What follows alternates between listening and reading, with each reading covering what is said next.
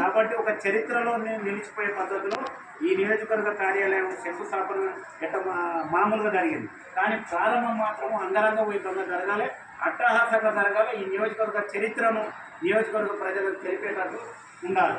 దీంట్లో ఆ రోజు ప్రారంభం రోజు ఇక్కడున్న నాయకుల ఫోటోలు, అందరి ఫోటోలు వచ్చేటాడు మీరు ఫ్లెక్సీలు కట్టండి, శాఖల వైజ్గా ఫ్లెక్సీలు కట్టండి.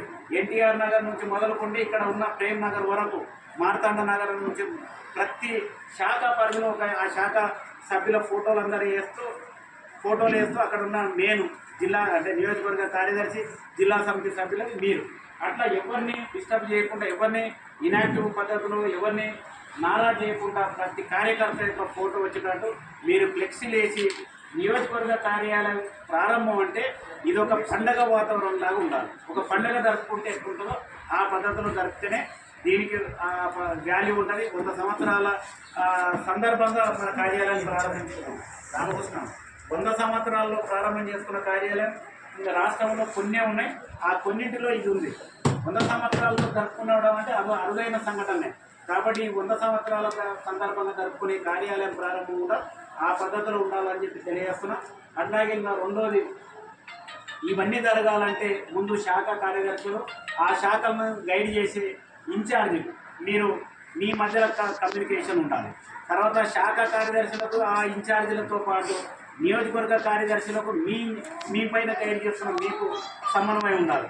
ఈ కార్యక్రమం మొత్తం అమలు కావాలంటే మన మధ్యలో అంచెలంచెల విశ్వాసంతో పాటు సమన్వయం లోపం లేకుండా, రేపు రాష్ట్ర కార్యదర్శి వస్తే మీరు ఎడముఖం పెడముఖం లేకుండా ఈ నియోజకవర్గంలో జిల్లాలో ఎక్కడైనా ఈ సమస్యలు ఉండొచ్చు, నిర్మాణ సమస్యలు, సమన్వయ లోపాలు కానీ షేర్లింగంపల్లి నియోజకవర్గ కార్యదర్శి ఆధ్వర్యంలో జరుగుతున్న కార్యక్రమం ఇంత లోపం లేకుండా అత్యంత బ్రహ్మాండంగా ఇది ఏ స్టేట్లో ఎక్కడ లేనంత మంచిగా జరిపిరని పేరు తెచ్చేటట్టు మీరు ఉండాలి.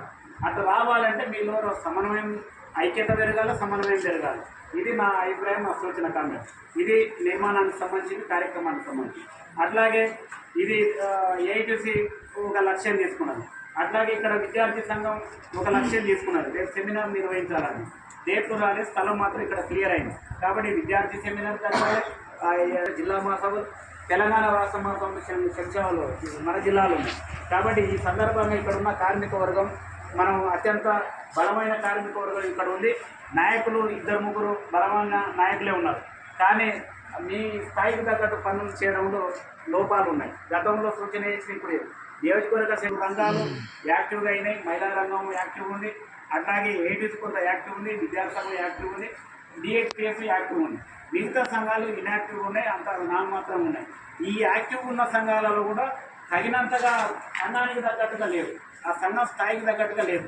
కాబట్టి తక్షణమే ట్రేడ్ యూనియన్ ఇప్పుడు ఈ నియోజకవర్గ పార్టీ 1-2 రంగాల మీద కేంద్రీకరించి పనిచేస్తే ఈ పార్టీ విస్తరిస్తుంది, ఈ పార్టీ అభివృద్ధి అవుతుంది.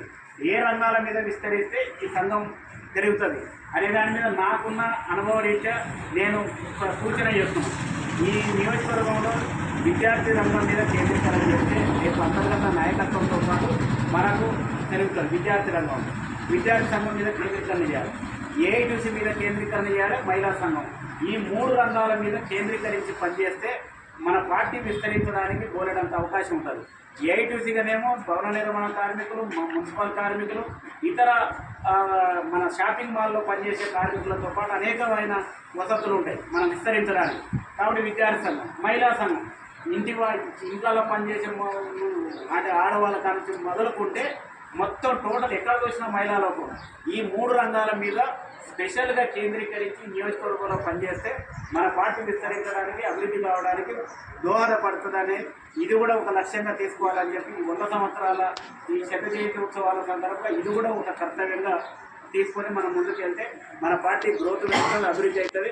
కాబట్టి భవిష్యత్తులో మన పార్టీని మనం ఈ పద్ధతిలో చూడకుండా మరింత ఉన్నత శిఖరంలో, ఉన్నత స్థాయిలో మన పార్టీని చూడాలంటే ఇక్కడ ఉన్న వాళ్ళందరూ కూడా కలిసికట్టుగా ఒక జట్టుగా పనిచేసి మనమందరం కూడా రేపు కార్యాలయ ప్రారంభం కానీ, సెమినార్ కానీ, లేదంటే నిర్మాణం ప్రతిదాన్ని మనం విజయవంతం అవుదామని చెప్పి ఇప్పుడు నియోజకవర్గ కార్యదర్శి సభ్యత్వానికి సంబంధించింది, అట్లాగే ఇతర ఫైనాన్స్ కమిటీ, ఇతర కమిటీల ప్రతిపాదనకు సంబంధించింది కూడా ఆయన పెడతాడు. కాబట్టి ఆయన మాట్లాడిన తర్వాత ఇంకేదైనా ఉంటే చివరిలో నేను మాట్లాడతాను.